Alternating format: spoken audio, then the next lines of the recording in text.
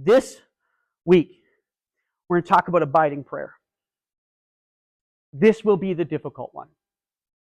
This will be awkward for a lot of us.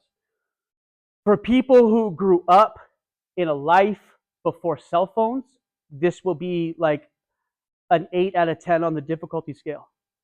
For those who grew up like having a cell phone in their pocket, like while the word teen was still in their age, this is going to be an 11 out of 10. Abiding prayer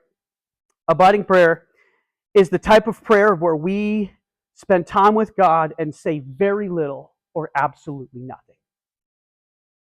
Abiding prayer is where we come into the presence of God and we let Him do all the talking. Abiding prayer is where we come into God's presence and we behold God's beauty. All of us know this instinctually. We all know this instinctively. We all know and have done this in our lives. We've just probably, for the most part, have never done it with God. So abiding prayer is where we come to a place of solitude and a time of solitude, and we set aside our desire to get stuff done. We set our time and a place aside. We come into God's presence. We set aside our desire to do things, and we remove all the things that distract us. We remove all of our phones, okay? Like we remove everything that distracts us, and we just come and we sit in His presence, and we just behold God. This is one of the most restful and peace-giving forms of prayer that I know. This is where we literally, like some of us know what it is to sleep, but you have no idea what it is to rest. Sleep and rest are very different things. And you'll know the difference because despite how much sleep you get, you always feel tired. You always feel drained. You feel spread too thin. Rest is what you need. You don't need sleep, you need rest. And this is the form of prayer that allows that type of resting to occur. This is where we shut out the noise and the busyness of life and we just behold the beauty of God. So this is the idea. This is a lot. You will be able to kind of get the picture here. Anybody have a cottage, okay, on a lake? Okay, here we go. It's early morning. It's just before sunrise. There's not another soul around for hundreds of kilometers. And you go out as the sun starts to rise, you go to the end of the dock and you just sit. And before you see the scenery, you see the hills in the distance. You see the stars still clinging to the fading night sky. You see the sun begin to rise. You catch night and day in the sky together. You hear the noises of creation and of all the birds, and you hear the water as it gently laps up against the shore. You have no one around you, but you just sit at the end of the dock and you take in the scenery in front of you. That's what abiding prayer is all about. Does that make sense? It's where, like, you guys, Williams is, we're going to go with this. So let's say you're in this scenario. The two of you are sitting in chairs at the end of the dock and you're taking in, and then let's say one of you just starts to strike up a conversation. You're like, did you see the Leafs play last night? Like, if you were breaking that silence in that kind of moment, that's how you get hit. All right? Does it make you, like, the moment, if you were sitting there with somebody and you're taking all of this in, or if you've gone for a hike and you're at the lookout point and nobody's around. Like, I had the privilege of going to India in 2015 as the tag along for someone that was a co-worker of mine that was speaking at a conference, a youth conference in Darjeeling, India. Darjeeling, India looks like a triangle, and in the top right-hand corner, there's a little fish hook that comes up, and that's Darjeeling, and it is in the Himalayas. Okay, like I had 1 foot in Nepal, 1 foot in India. Like that's where we were. So we end up at a Sherpa's house. Okay, so we're in the Himalayas. You can see Kanchenjunga, it's the third highest mountain peak in the world, but it's number one for prominence. So it goes from absolutely flat to like, oh my goodness, this thing is in your face. And you can even see Everest from where we were. And I promise you, there was not a soul for like 300 kilometers in any direction.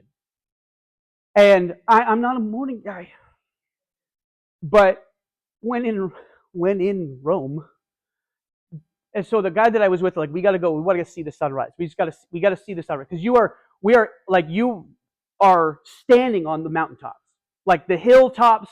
You can barely see them poking through the fog as it settles, right, in the morning, and you can see Kanchenjunga just like it's the first thing that catches sunlight. Like it looks like an exit sign, like it is blaring orange, like almost like a volcano, and everything else is dark. And so he drags me up this hill, and you're already at high altitude, so it's hard to catch your breath. Okay, so I get up there, and we're watching the sun. You don't even see really the sun; you just see the snow and ice of the mountain start to catch the light, and you begin. And let me tell you, I was already gasping for air, but I held my breath. I held my breath because it was an incredible, something I'll never be able to articulate, and articulating things is a strength of mine. But also because I couldn't ruin that moment. There was one of the few times in my life where I've looked out and I was like, I see the fingerprints of God in creation here. And I'm taking it in, and I'm like, I'm going to hold my breath till, like, because there's nothing more distracting than when you're trying to take it in and you hear someone like, like I didn't want to do that, and right, like you're like, I don't want you to do it again right now. So I held my breath, and when you take in something like that, you're like, I have nothing to say. I just have to take it in. That's what abiding prayer is all about. I have nothing to say. I just want to take you in. I want to just sit at your feet. I want to set my heart and my mind on all that you are. I don't need to worship. I don't need something to come out of my mouth. I don't need, my thoughts are going to get distracted. We're going to talk about that in a second. My mind's going to run. But I want to bring it back because I just want to sit at your feet. I just want to take you in. I just want to take you in. And this is really hard for multitudes of reasons, which I want to kind of go through. But this is the most beautiful thing. So in Psalm 27, I'm just going to read verse 4 for you. King David writes this psalm, Psalm 27. This is it. This is verse 4. This will put everything into perspective for you. He says, I have asked one thing from the Lord, and it is what I desire, to dwell in the house of the Lord all the days of my life, gazing on the beauty of the Lord and seeking Him in His temple. I have asked one thing from the Lord, it is what I desire, to be in the house of the Lord, gazing upon His beauty. This is what abiding prayer is all about. Now, this is why, this is what makes it so difficult. Will be like extremely difficult to practice because it takes a lot of time, a lot of attention, a lot of intention, a lot of practice. What makes it so difficult beyond the obvious, obviously, like our lives are very noisy. We've talked about that. Our lives are very fast-paced. This is one of the things that makes it so difficult.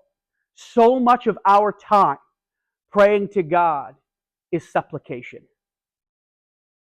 So much of our time with God is asking for things. So much of our time approaching God, and that's not a bad thing. Like He teaches us to do that. He's like, go, like ask before it. And there's nothing wrong with it. But if the only way that we approach God is based on what we can get out of it, then that becomes an obstacle. We become too solution oriented.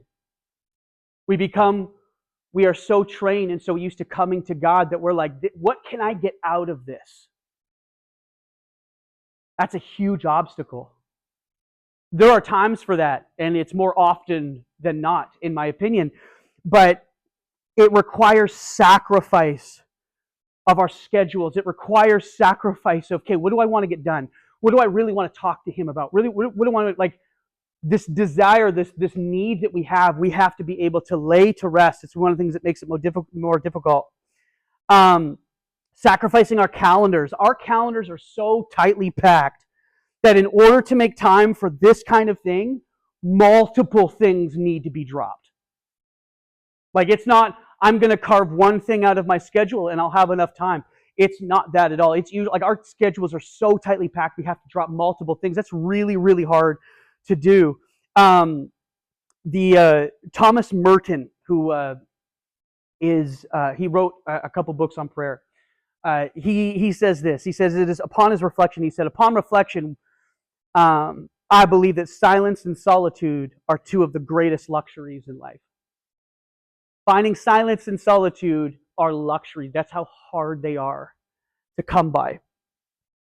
One of the things that makes it more difficult, especially from me being part of a charismatic tradition, is that I often have fallen victim to this belief that prayer is supposed to be charismatic.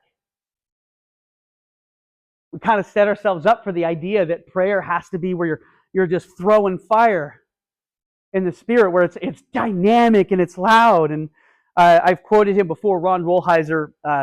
He wrote a couple books on prayer. He's a contemplative monk.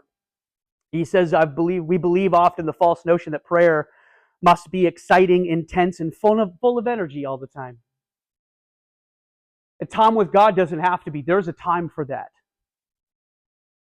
Absolutely. But if we train ourselves to believe that that time is always, we actually miss out on the stillness. We miss out on the rest. Let me tell you, there are few things that God gives us that are more refreshing and healing than His presence.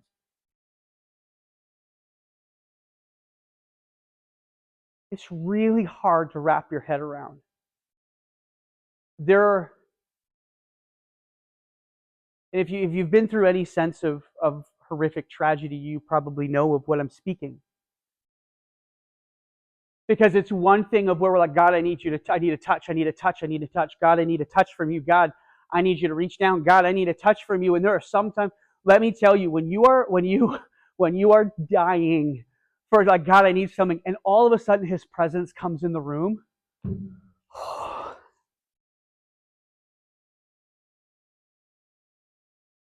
It's enough to make you weep on your own. Right? Like this is why, if you're in a worship service and the people's hearts are unified and pouring out to God, and then there's this long time where nobody says anything, but we're like, oh, this is so great. It's not because worship is going well. It's because we have kind of come into God's presence and we're allowed to rest in it. We don't have to put a clock on this thing. Okay, like you don't have to, like, it doesn't have to be like, okay, like we're waiting for someone to with a message in tongues or something. It doesn't have to be the case. You can sit there in that moment, unified with brothers and sisters in Christ, and just enjoy God's presence. Sometimes the healthiest and best thing is just to let Him, like, God, I feel you. I feel your presence. And I know that you love me. John Mark Comer, he's written a couple of discipleship studies and discipleship books, and he's pretty well known. When he talks about contemplation, because this time of contemplation with God, which we call abiding prayer, he says what we're doing is, I'm looking at God, looking at me in love. Like when we come into abiding prayer and we're kind of taking God in, I am looking at Him, looking at me in love. And so let's get to what abiding prayer does. Abiding prayer helps us practice the Sabbath. Because every time you do it, it's like a mini Sabbath. The Sabbath, which was one of the key institutions that God gave the people of Israel, was that on a very, very, very regular basis, you will do nothing. Because what would happen, and this is our world that you and I live in right now, is that as they would work for themselves for food, for survival, right? Retirement was not a thing to an ancient Israelite. They would put their hands to work, and they would work, and they would fall victim to the understanding that their survival depended on them, that their supply depended on them. And so God said, I want you to have one day a week where you don't do any of that. Do nothing. And what you are to do is you are to rest in the Lord. Meaning that on that day, you recognize it's not about my production. Not about what I can produce. He is the master of the supply. He is master of our lives. And I'm just going to rest in that. That is so hard to do in today's age. It is so hard to do. We don't even stop and have meaningful conversations anymore. Young people, listen up. Because everything's done digitally. I literally, no joke, had to park my truck, my work truck.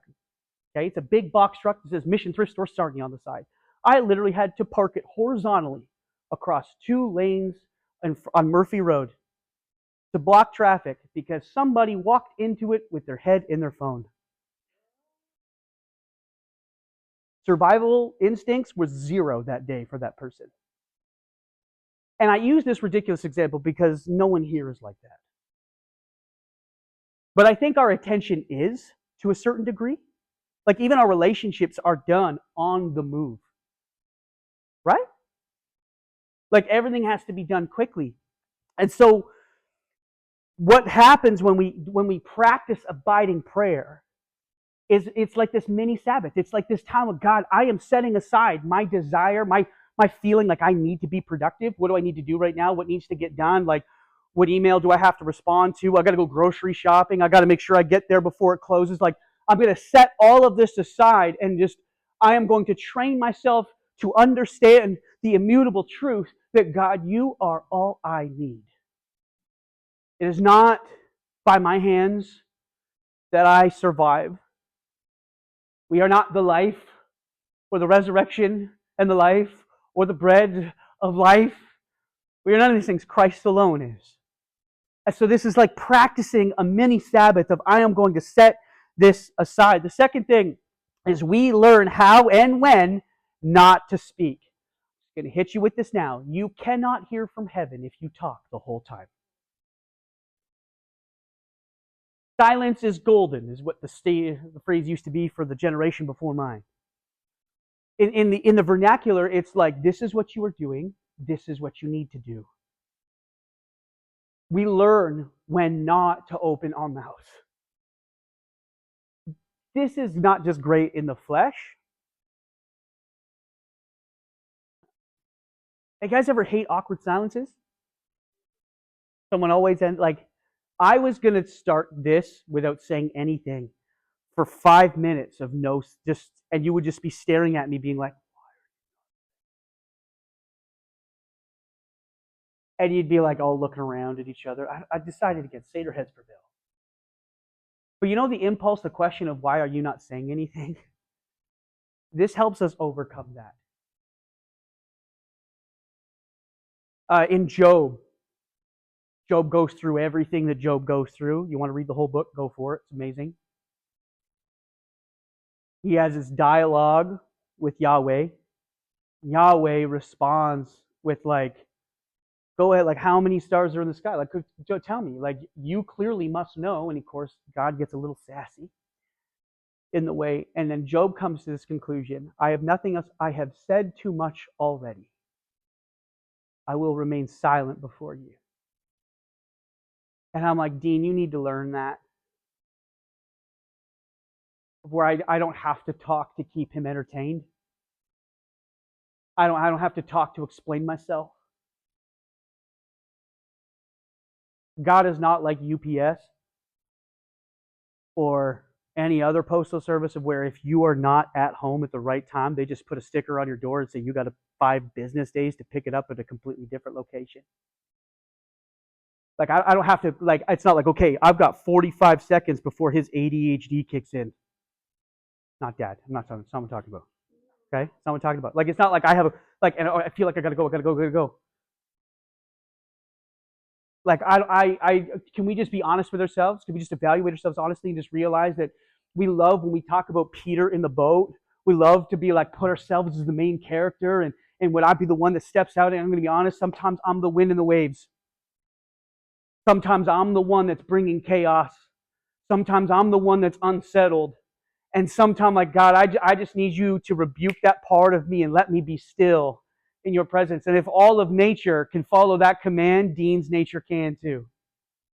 If this is what it allows us to do. And so the third thing it does is it helps us to grow both the fruit of the Spirit and our discernment. And another author had said, this is what he wrote. He said, the fruit of the Spirit grows in the soil of abiding prayer. Because it is in our time with God in His presence that we take upon His attributes. There is nothing less Welton than sitting still for long periods of time. There is nothing less Welton than being quiet. The furthest thing from my bloodline and my dynasty are both of those things together. You can laugh. It's fine. All right? Do you understand? Do you see my point here? That when I sit in God's presence, I'm not just teaching myself something physically. As I spend time with Him, His attributes get imprinted. Like, you can't spend time with God and come out the same.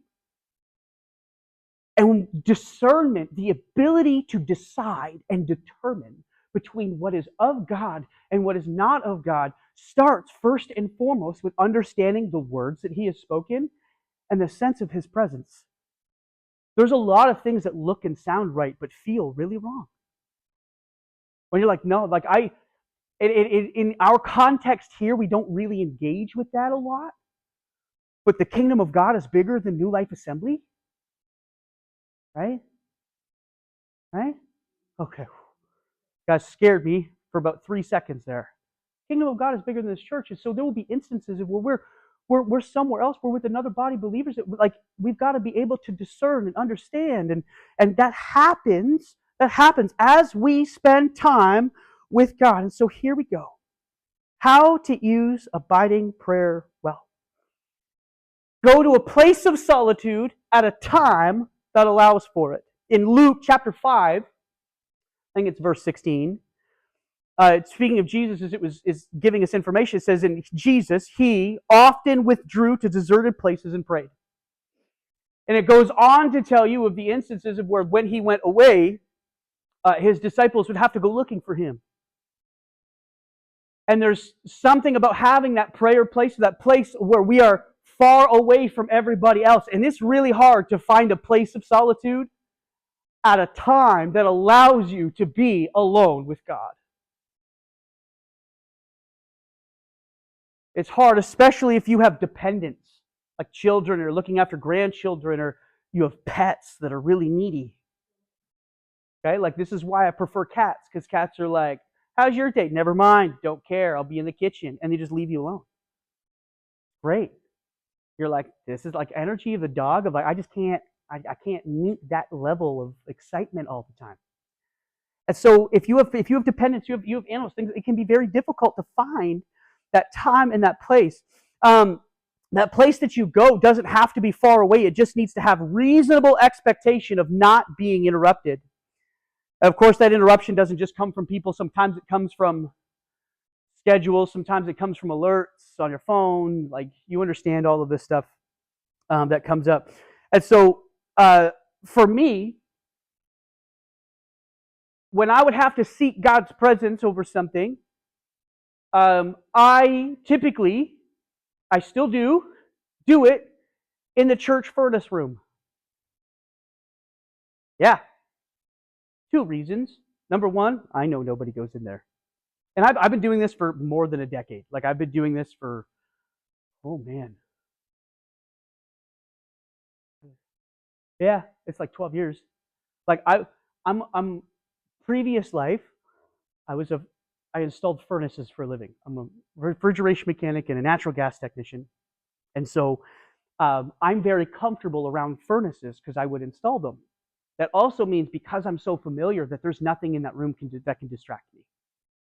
Like, I hear a click in the room, I know what that is. My mind doesn't need to go there. Like, I am very easily distracted.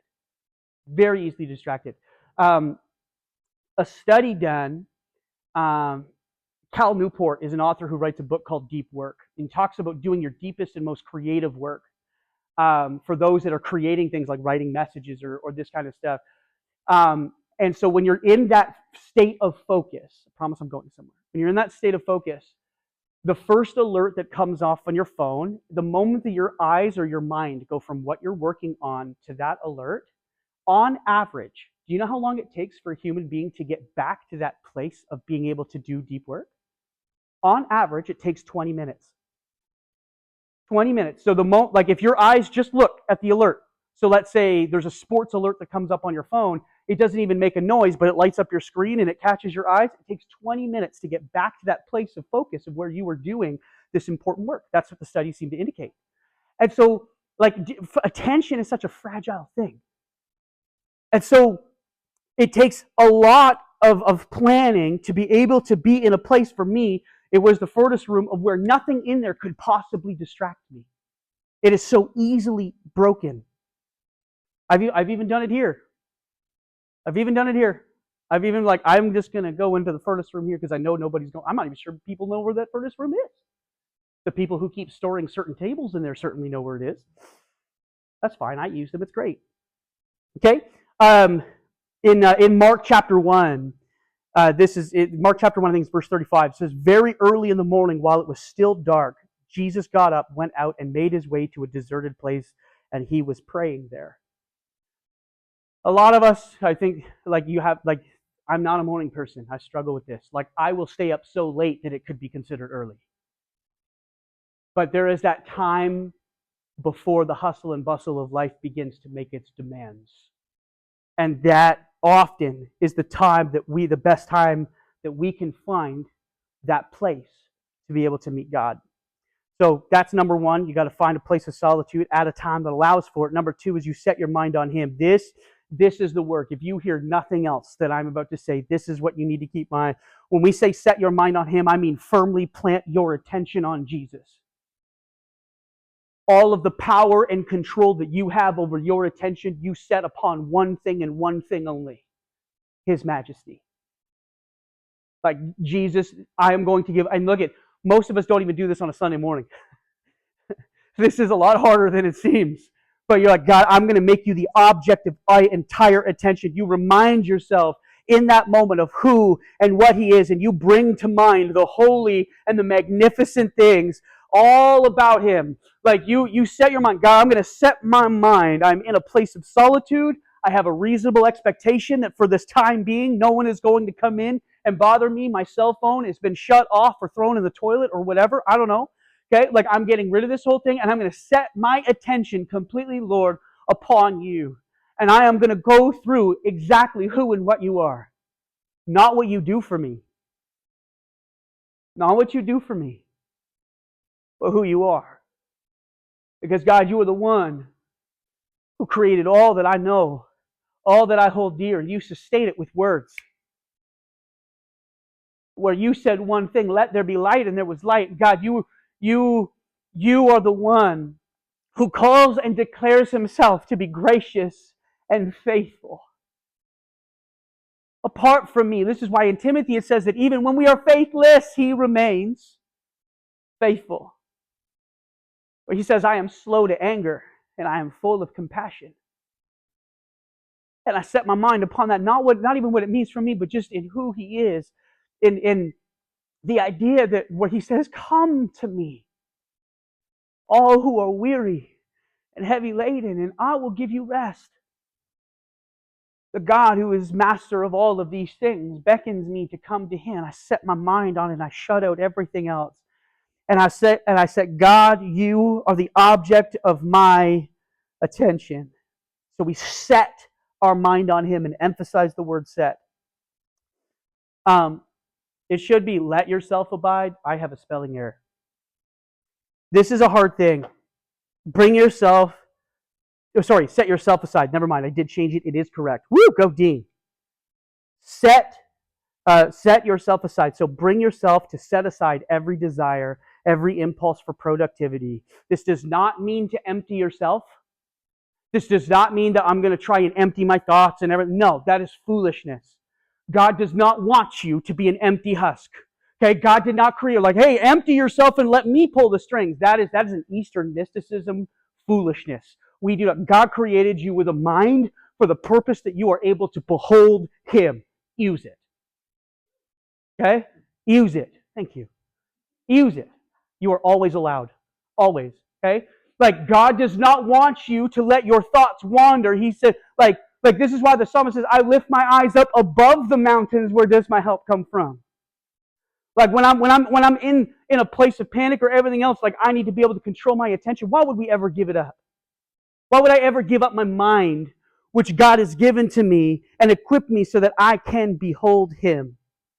You set aside your will. This for me, this is what works. I come into God's presence. I'm setting my attention and my mind upon Him, and I say, God, not my will be done, but yours.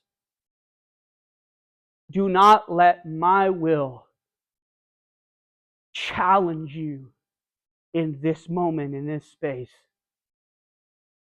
Don't let my desire for something or my willpower, like don't let that happen. Like you must become greater. I must become less. Like reduce me. Reduce, like if you have to bring me back to the place of the dirt that you called and formed me from, I do what you must do, because I don't care what form I take so long as I can be with you. This is what we have to do. Set our hearts, our minds aside. Set yourself aside. Lay aside your agenda. And then be silent and behold. This is where you do not speak. Rest in His presence. And as you gaze upon all that He is, take in the scenery. Take in the presence. Your thoughts aren't generating. Your thoughts aren't going to this, we're trying to say as little as possible here. We just set our minds on Jesus. That's it. And if our mind begins to wander and our thoughts begin to do what our thoughts do, because when you get quiet, your thoughts get loud. When your thoughts get loud, I'm just going to gently bring myself back. I'm just going to bring it back. This would be a lot easier if you could see Jesus in the flesh. It would be a lot easier. But that's just not the way that He has set it up. And so as we are silent, as we are beholding God's beauty, remember, it's where we are looking at Him as He's looking at us in love. I love it in 1 Kings chapter 19, where Elijah is fleeing for his life. He comes into a cave, up a mountain and into a cave, and God brings him out onto a mountaintop to engage with him. And this is where God comes in. He brings Elijah there, and he says, listen for me, pay attention. And of course, there's this fire and this wind and this shaking of the earth. There's this thunder and there's an earthquake. And it says, but God was not in those. And then came the sound of a gentle whisper. And this is a new medium that God was revealing Himself, because God had revealed Himself in the pillar of fire by day and by night. In earthquakes, He has revealed Himself, and all of a sudden, and this is the original language. The original language where it says God is in the whisper, it means the quiet. The original language actually says this, that God came in the sound of sheer silence. God came in the sound of sheer silence. And so I love that God is not always found in the noise. But He's found in these quiet moments. And imagine a God of unfathomable power and His omnipotence and coming in gentleness.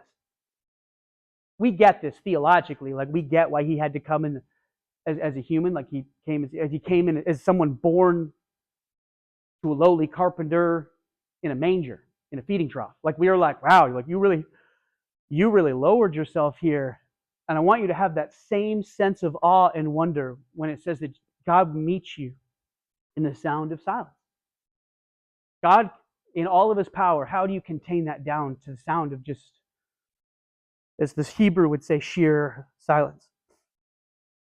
So again, if your thoughts begin to drift, gently just bring yourself back. Don't be hard on yourself. Don't be ashamed if you fall asleep, because some of you are going to. It happens. Finally get to this place of rest and your body hits the off switch. Okay? You don't need more prayer. You just need more sleep. Here's what I want us to do. What time is it? We're about 8:20. We got time? What are we doing here? Oh, 7:20? 7:20. Oh, yeah. Come on, somebody. Okay, so here's what I want us to do. We're going to try this. And we're going to try it right now. So what I'm going to do is Rebecca's going to just put on some wordless music. We're going to do this for 7 minutes. That's not a holy number choice. It's on purpose, I promise. Here's what I want. I'm going to put some theological scenery up here for you. And I want us to practice. And so this is please be respectful of one another. Okay? So we're going to give it a shot. Everybody ready? So go and find your spot. You don't even have to be in the room if you don't want. I think we have volleyball going on over the other side. Why you find a spot, and we're going to practice this.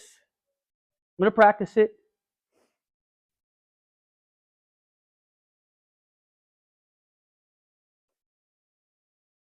So we're going to find that place of solitude.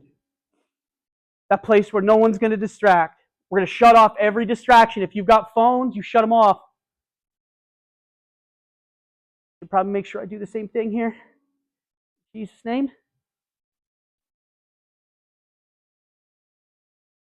You've heard this said a lot in church. I don't want anyone's eyes open looking around. Okay?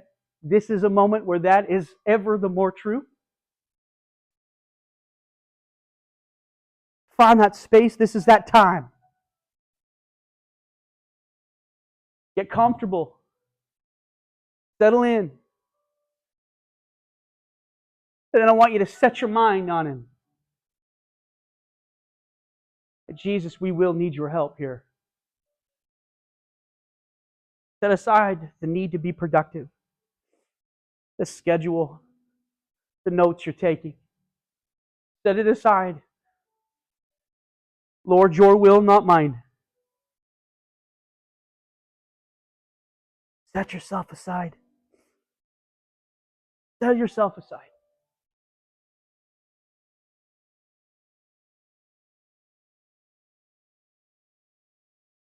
Your mind begins to wander.